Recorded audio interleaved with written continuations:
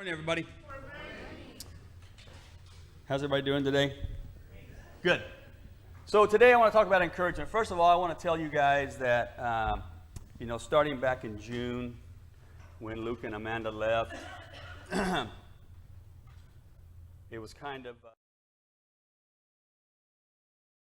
me, it was, okay, I got to do this again.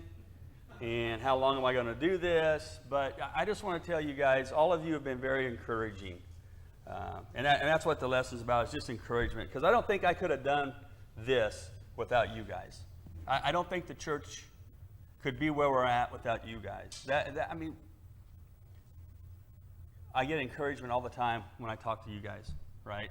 Whether it's in a text, whether it's on a phone. But I'm just so grateful to have all you guys that encourage me to come up here and speak when I don't like speaking in open forums in public, especially because I'm not a teacher, I'm not an evangelist, I'm just a regular guy, right?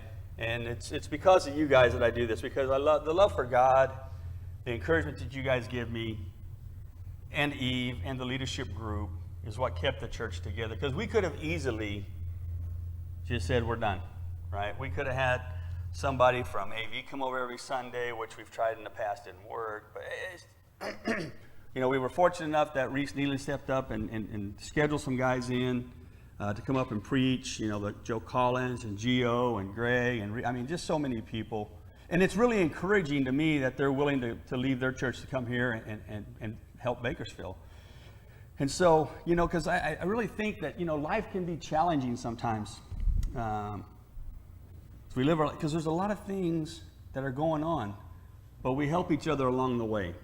And I think that's what's important, that we're in each other's lives. We're helping each other along the way because we face a lot of challenges in our lives, whether it be adding a new grandchild or losing a family member. There's just so many challenges that we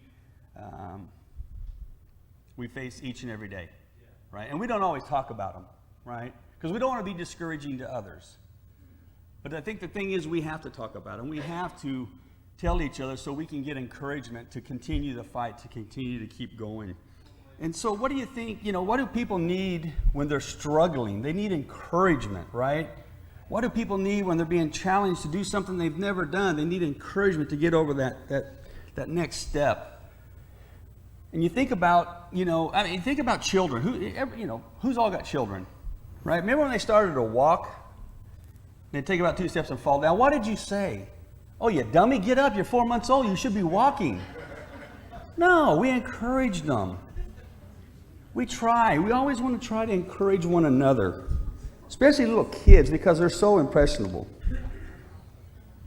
When you think about a person who's struggling in their faith, what do you say to them? You need to have somebody tell them, say, hey, dude, you're worthless. You need to step up. No, we want to encourage that person. We need to ignore them? Right? No, we need to encourage them. William Arthur, I got to turn this thing on. I always forget this. It's got a green light that tells me I should be doing it too. Okay. William Arthur Ward says, flatter me and I may not believe you. Criticize me and I may not like you. Ignore me and I may not forgive you. Encourage me and I will not forget you. Love me and I may be forced to love you. What can change a person's life? Encouragement. Our lives are, and if you think about this, if you just go back, obviously think back as far as you can. You always had somebody in your life, whether it's in church, whether it's a family member, it's a friend, somebody's always trying to encourage you when you think about it. Now there's people that also try and tear you down, discourage you. But most of your life, somebody is trying to encourage you. Along the way, somebody has taken their time to encourage us. So today, that's what we're going to talk about. We're going to talk about the message that inspires us to encourage one another through our walk in Christ. So the first point is, what is encouragement? When we say we're encouraging another person, what does that really mean? Are we encouraging somebody when we yell at them? No, it's not encouraging. It's being critical of everything Is that considered an encourager? It's not, right? And I remember, even as a Christian, when Derek was playing baseball, I was helping coach. And I noticed all these other fathers were really just harsh with their kids. But then I stepped back and looked, and I was that other person also. I was really hard on Derek. And don't get me wrong, I think there's times that you need to be hard on children, but there's also, you have to be encouraging them in the same way. You can't just be hard on them and not encourage them. And I used to think that. I used to think that as long as I'm riding Derek, just pushing him, I was doing good. But I wasn't giving him any words of encouragement. And it took me a while to understand that. And so when you're around other Christians who are struggling and you're trying to help them understand where they're at and what they're doing is wrong, but you also got to be encouraging them not to give up. We all have our faults. We all have our slip-ups. And it can be discouraging when we have slip-ups. But we have to help each other. We have to get in the game with them. We have to show them that we love them. So what does the word encourage mean? So to encourage means to come alongside of. So if we're going to encourage others, we need to get in there with them. We need to go along beside them. The word can mean, as we come along with them, that we want to urge them on. We want to admonish them, right? We want to caution them. And the root of the word encourage comes from the same word Jesus uses when he's speaking of the Holy Spirit in John 14, 15, and 16. And if you think about it, people will take admonishment a lot better if they know you're in the fight with them. If they know you're there with them, if you're going to be there. Look, in Acts 4:36, it says, Joseph, a Levite from Cyprus, whom the apostles called Barnabas, which means the son of encouragement. Barnabas was known as the son of encouragement. Think about, how would you like to be known as the person of encouragement? Barnabas was around. He was encouraging all these brothers and sisters. And I think if you look at it, God set it up that way because, Paul was pretty harsh with some people. And I think it was kind of like a marriage, right? One goes this way, one goes this way, but they come together. And it makes a perfect relationship. And I think so, Barnabas being super encouraging and Paul being super harsh kind of put them in the middle. And it helped them to help others. Not just Barnabas, but also Paul. The second point is, how do we encourage others? If we're going to encourage people, how do we do it so that it's the most effective for not only them, but for us also, right? Because we want our efforts in encouraging to count for something. The first thing is, I think, and we talked about it, is we get into the game with the others, right? In Acts 13, you see John is on his first missionary journey, if you guys get a chance to read Acts 13. But he turns back at the city of Pamphylia. Now, all these trips that Paul was taking were to plant churches around the region. And so when he'd go on these trips, he would take people with him. And if you read on, you get into Acts 15, it's the second time that there's a missionary journey. And Barnabas, the encourager, he wants to take John with them. But Paul doesn't want to take him. Because Paul's looking at it. Here, let's just read it. It says, sometime later, Paul said to Barnabas, let us go back and visit the believers in all the towns where we preach the word of the Lord and see how they're doing. Barnabas, being the encourager, wanted to take John, also called Mark, with them. But Paul did not think it was wise to take him because he deserted them in Pamphylia and had not continued with them in the work.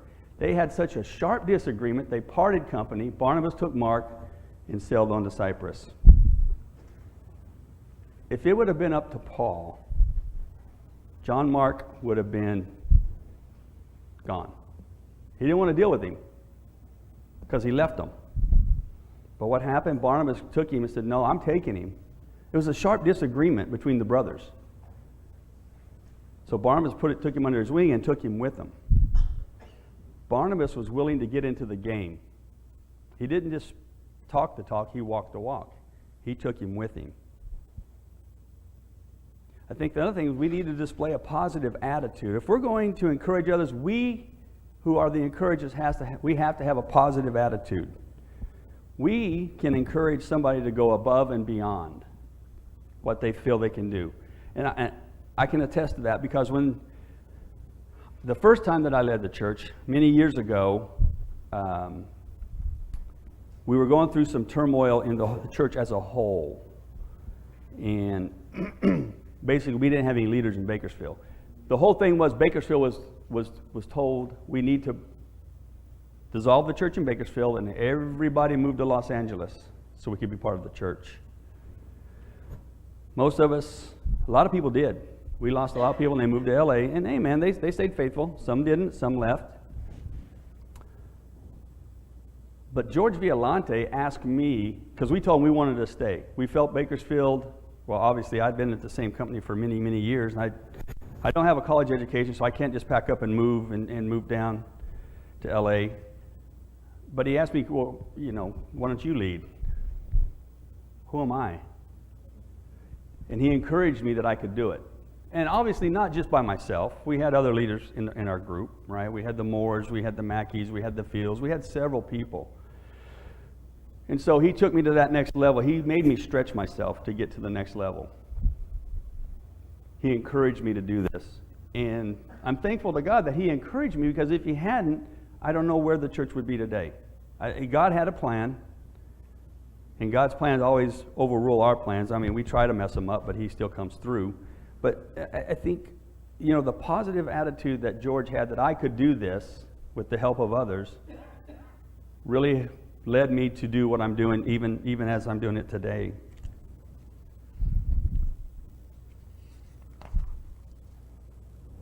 I talk about Derek when he was playing baseball. When he started pitching, I used to sit down at the end, and I was a catcher. I didn't have any catcher's equipment, so my shins were just beat to death. They were black and blue because he couldn't pitch. But I used to just get so frustrated with him, right? Because if he would throw a wild, I'd have to chase the ball, and and I figured out that getting frustrated and yelling at him, because he would throw a pitch, and I would miss it because it was outside or high or whatever. I'm just like, gosh dang it, Derek, focus. I'd get onto him. But I figured out that was getting me nowhere. It wasn't working. But in reality, Derek didn't want to throw bad pitches any more than I wanted to chase them, right? And sometimes we have to look for the best in people, right? And we have to extend grace to the worst. Does that make sense? And I think we also need to instill faith in others.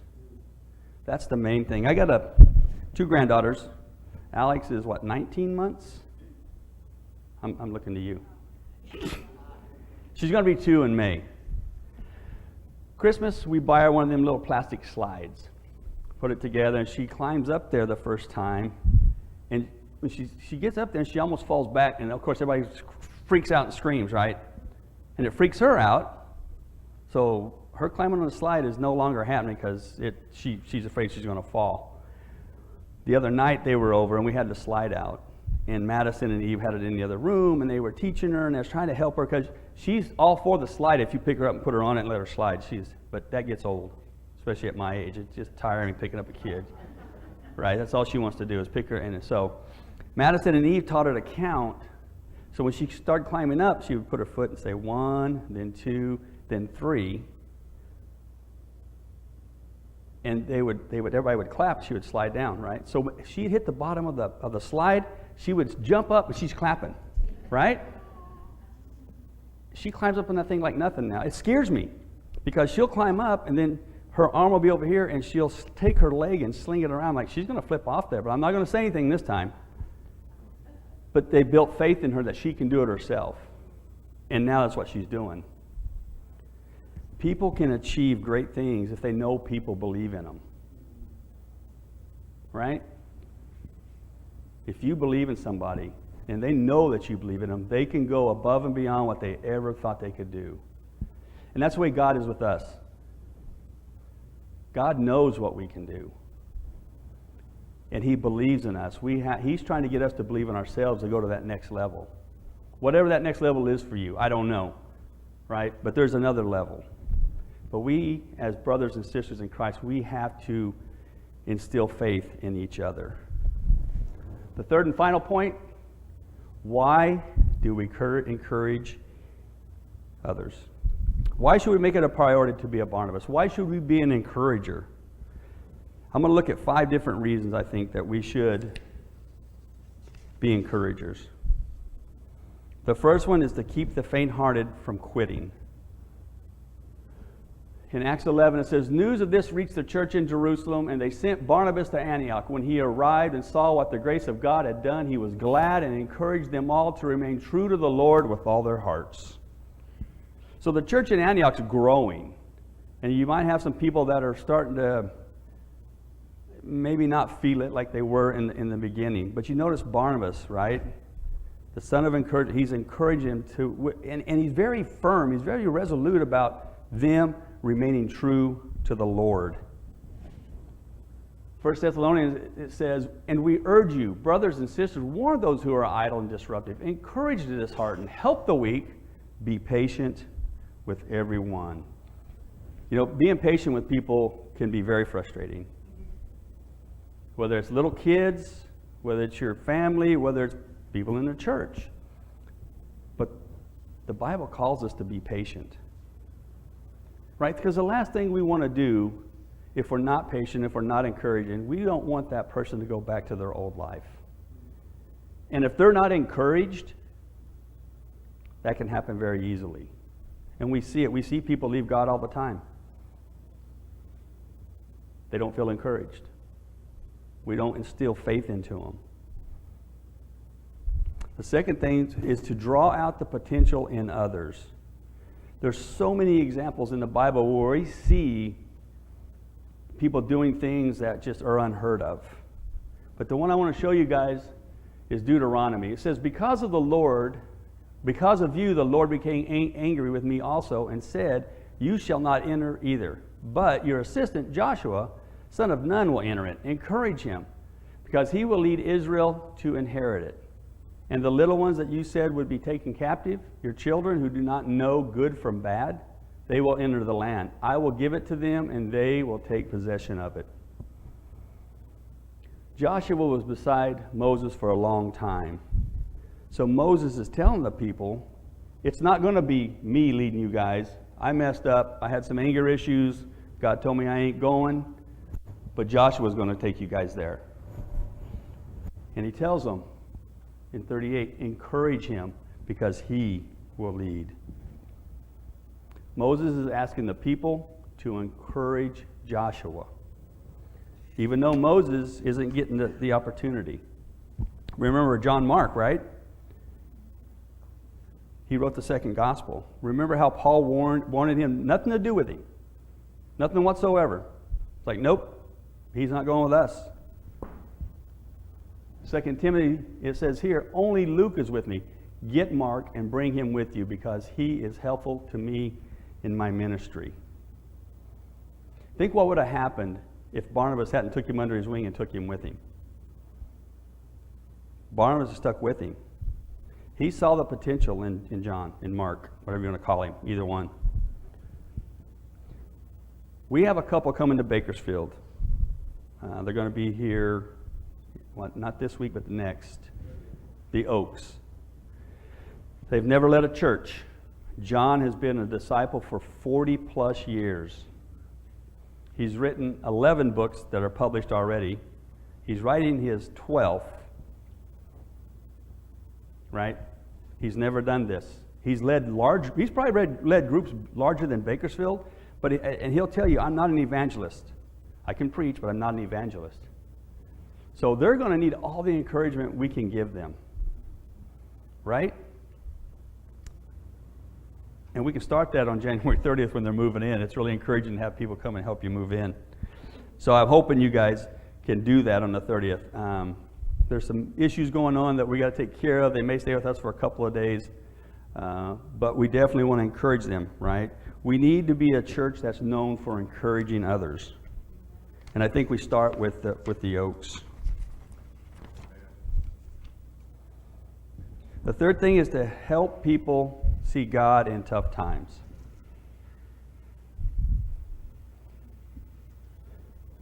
When tough times in our life hit us, it can be discouraging. It can be tough. And we need to know that God is still fighting with us, still in the mix, right? We need to know God has a plan. And it's difficult when we're going through these struggles in our lives, whether it's family or friends or job or whatever, we need to know. In Romans 8:28, it says, "And we know that in all things God works for the good for those who love him, who have been called according to his purpose." I hope you guys understand the magnitude of the Oaks coming to Bakersfield. Right? This is huge. We've never had a leader of this notoriety, I guess you would say. Right? Bakersfield, we've had some great leaders, don't get me wrong. I'm not saying we haven't.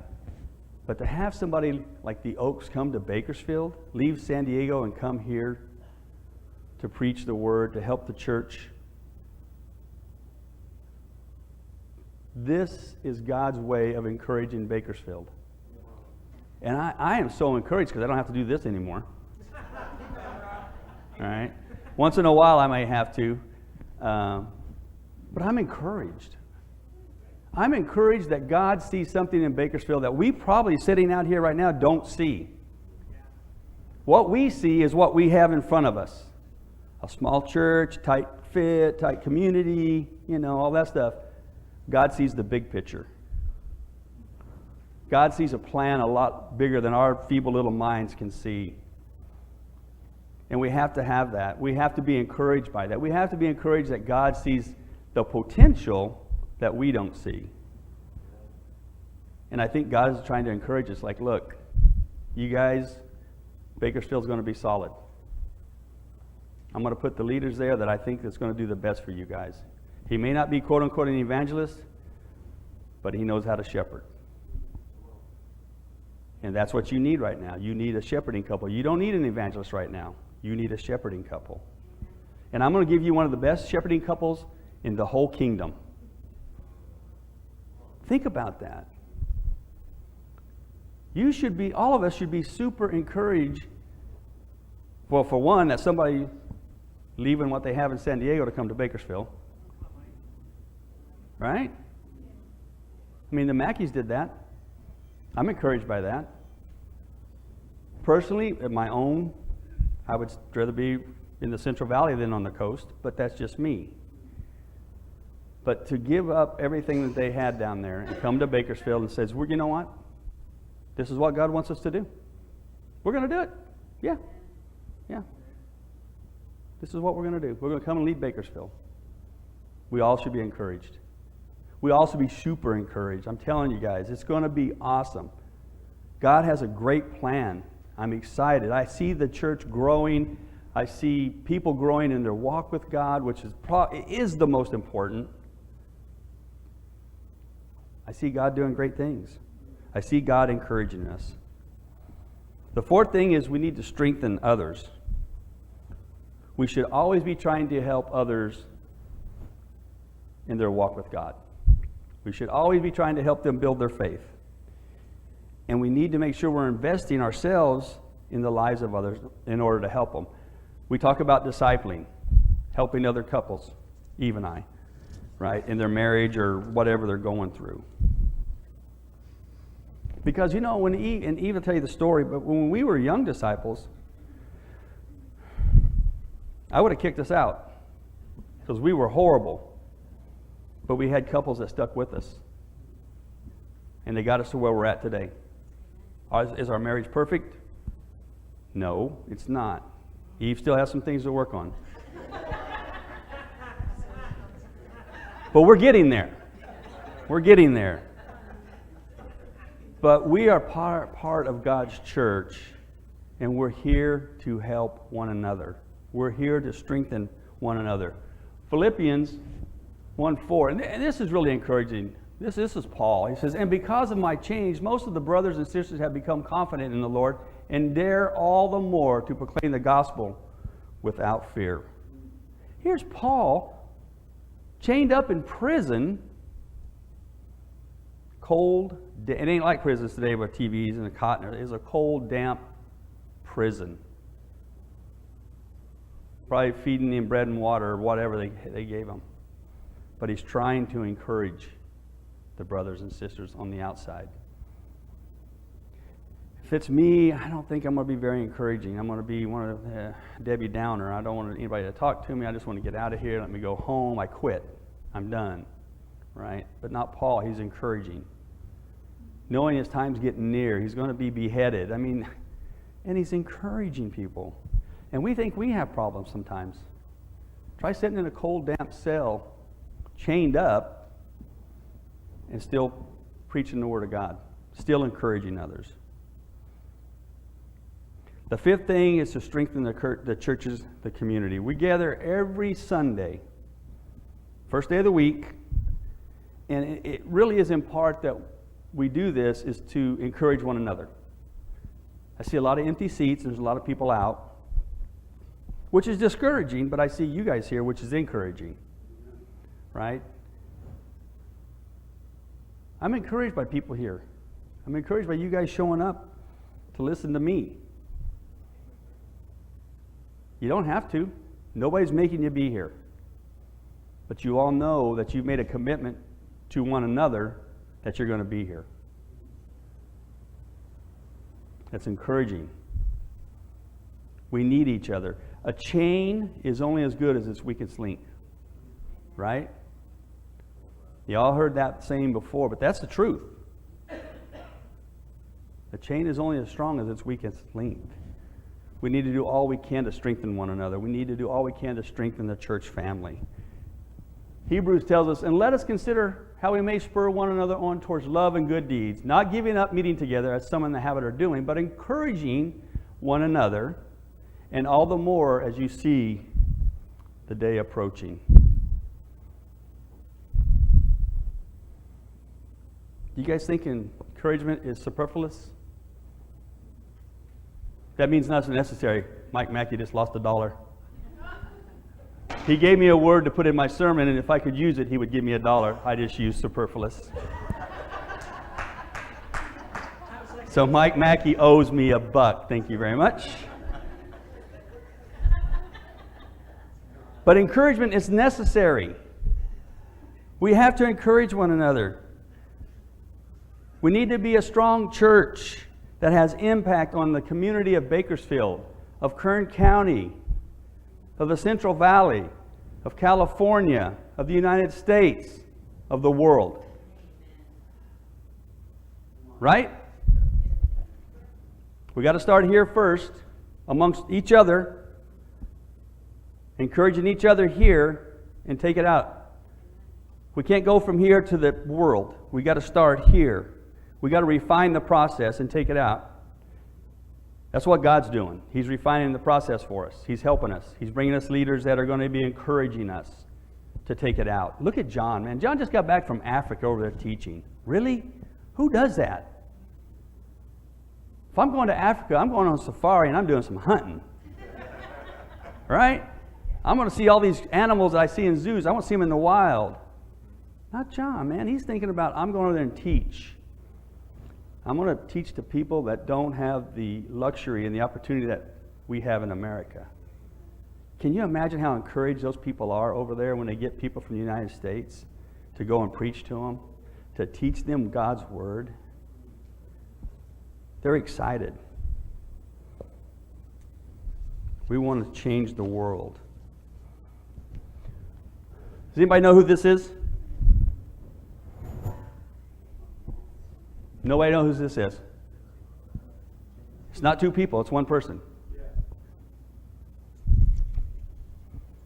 This is Jean, I'm going to try and pronounce her last name, Niddick.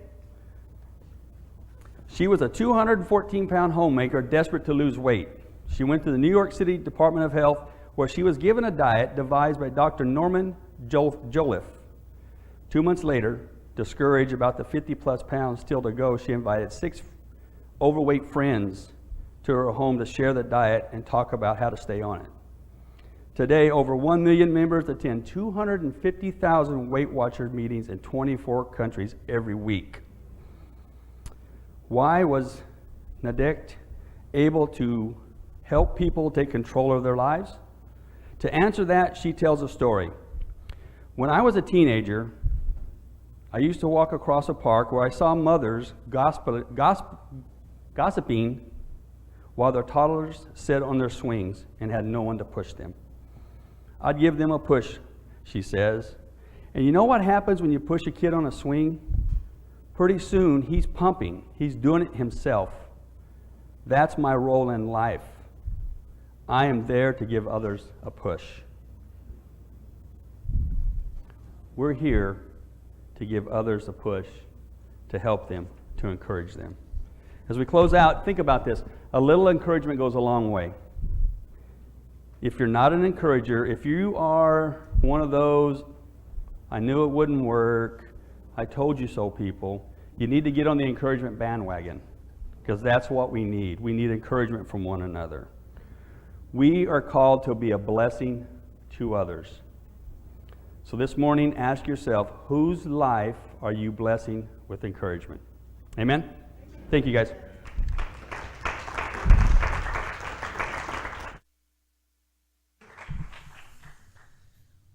Well, thank you, Blaine. That was definitely a very encouraging lesson. I think the thing for me that I really took away from that, I'm probably going to include it in this week's study guide, was about how we need to extend grace to the worst as part of encouragement. I never would have thought that, that would not have been the top of my mind when I thought about the word encouragement. Like giving people grace is encouragement. But it really is. Think about it. When you receive grace, how encouraged do you feel? So it only makes sense. But let's give Blaine another round of applause. Thank you so much, Blaine. At this time, we're going to go ahead and pray for the contribution.